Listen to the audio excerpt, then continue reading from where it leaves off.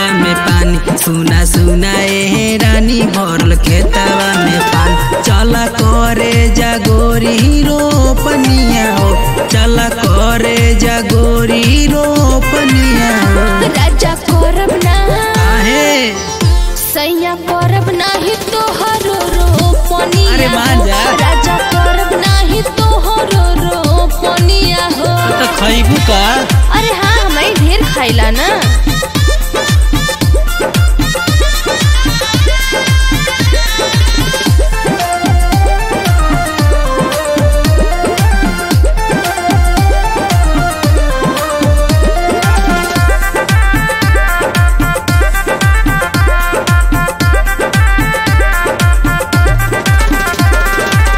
रोपबू ना धान का गोट तू भात हो।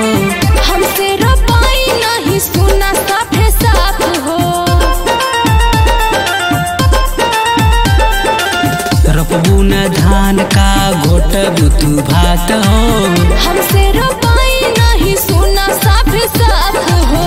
तोहे भइल का बीमारी तू बता दा हमके प्यारी। तोहे भइल का बीमारी तू बता दा हमके प्यारी। काहे करेलू गोरिया ना कनिया हो, काहे करेलू गोरिया ना कनिया हो। राजा करब ना सैया करब नाही तोहरो रोपनिया हो। राजा करब नाही तोहरो रोपनिया हो।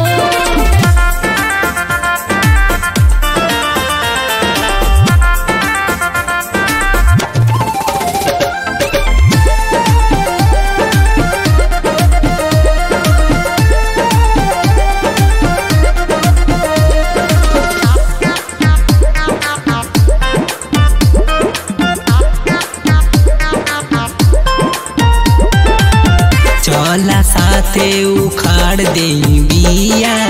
जुआ जरवा जनी सुना हमर पिया। अरे मान जाना चला। चला साथे उखाड़ दे बिया। जुआ जरवा जनी सुना हमर पिया। जनी मुहावा फुलाई गोरी हमसे खिसियाई। जनी मुहावा फुलाई काहे जालू खिसियाई। चल तोहके दिया दी पैजनिया हो, गोरी कहबू दिया देब नथुनिया हो। चला करल जा। अरे चल तू कहना। चला कोई जाई संगे रोपनिया हो, ना तो सूख जाई खेतवा के पनिया हो। चली ना तो खेत के पानी सूख जाई।